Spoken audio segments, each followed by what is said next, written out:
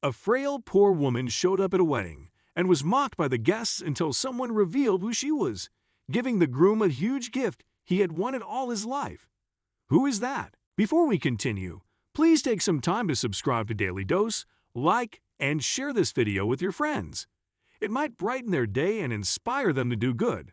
Also keep watching because an important lesson awaits at the end of the video. Isn't there better security here? I know she's not part of Anastasia's family. They're all classy ladies. You think she's part of Taylor's family? She's a mess.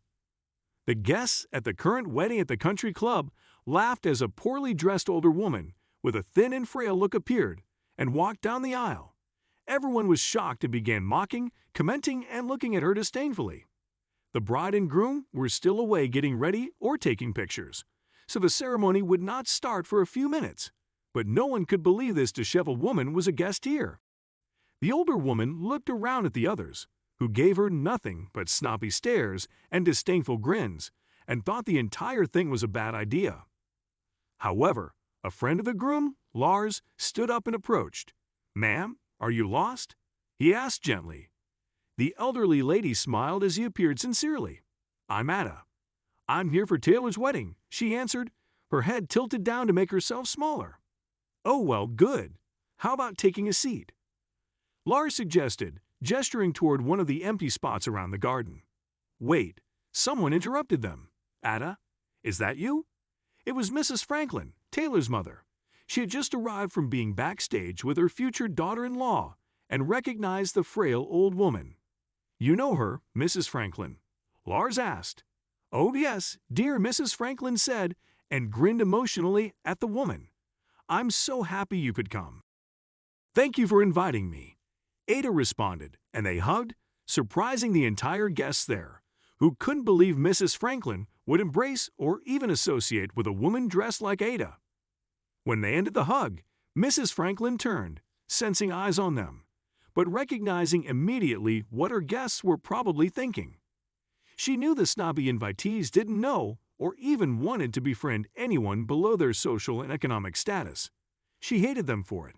However, these people were part of her and the bride's circle, so she had to tolerate them. Mrs. Franklin got an idea, but it would have to wait for later. She sat Ada next to her and her husband, who also recognized her and smiled brightly at her. The groom and his groomsmen took their spots. The bridesmaids walked down the aisle, and finally, the bride arrived on her father's arm. The entire ceremony was beautiful, heartfelt, and emotional. Ada cried and loved being there, even if barely anyone knew who she was. She didn't need the recognition. All she wanted was to see Taylor be happy and marry the love of his life. She was delighted and had actually planned to leave once the ceremony ended, but Mrs. Franklin insisted on her coming to the reception. The party was strange to Ada, who had never been to a wedding like this before. The flowers, the decorations, the food, the drinks, and everything was more expensive than anything she had ever owned. She felt out of place but loved that Taylor lived like this. It meant that her sacrifice mattered.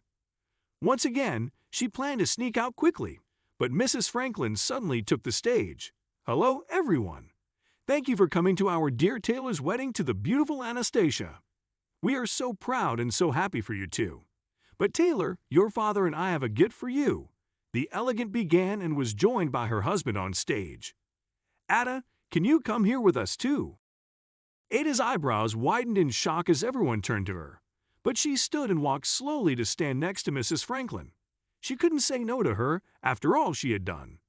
"Taylor, the greatest day of my life was 20 years ago, when a little boy of 5 came to our home and filled it with joy," Mrs. Franklin began, putting her arm around Ada. "But that wouldn't have happened without this woman right here. Taylor, this is Ada, your birth mother. This brave woman sacrificed everything so Taylor could have a better life. This is our wedding gift to you, son." The reception went quiet, as most had mocked the woman earlier.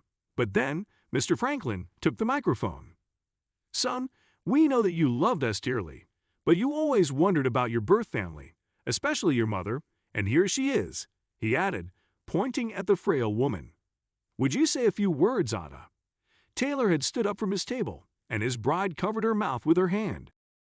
Ada shook his head immediately, but she couldn't say no. This was her chance. "Hello, Taylor? It's me. I know you probably don't remember me, but thanks to your parents, I'm here now. They let me come and meet you and see you so happy. I'll be forever grateful to them for all they did for you," she began, her voice choking. She managed to keep her tears at bay but couldn't speak anymore. Therefore, Mrs. Franklin helped her, telling the guests to cheer for this brave woman and enjoy the rest of the party. Afterward, Taylor asked for private time with Ada, and they went to a room beside the reception hall. Ada explained that 25 years ago, she was in a bad relationship and got pregnant. She had no money and nothing to her name, so she stayed with a horrible man trying to raise her son until he abandoned them for another woman 5 years later. "That's when I knew I wanted more for you," Ada continued, swallowing thickly. "So I talked to an adoption agency. Your parents were top of the list and were perfect." Taylor was crying openly, not afraid to show emotion, even as a man. "How did you get here?" he asked, rubbing his cheek fruitlessly. "I kept up with you. I knew where you lived. I knew where you went to school and more because the adoption agency gave your mother my P.O. box, and she sent me updates," Ada explained. "But recently, I've been sick, and I reached out to her to see if I could finally meet you. She agreed immediately. Your parents are gems." "They are, but so are you. You did the right thing by me and I." "Thank you so much," Taylor said, holding Eda's hand. "But what's going on? Do you need a doctor?" They talked a bit more about her condition, which was not easy to treat and would likely never go away. But Ada changed the subject and talked about happier things until Mrs. Franklin interrupted them. "We need the groom back for the first dance," she said, feeling bad about it. "Of course," Ada said, standing from the couch. "I've taken too much of his time on his wedding." "We'll talk more later, right?" Taylor stood too but stared at her intently. "Yes," Ada replied. "You have to join us and celebrate." Mrs. Franklin grabbed the poor older woman, and the rest of the night felt beautiful. Even if she was out of place in that luxurious wedding, she was still wanted by the people who mattered. Afterward, she and Taylor built a beautiful bond, and she met his newborn daughter, Laura Ada, named in honor of Mrs. Franklin and his birth mother.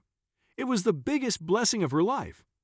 Ada passed peacefully in her bed a few months later, knowing that her son would only have a brighter, more beautiful future with his bride and his family.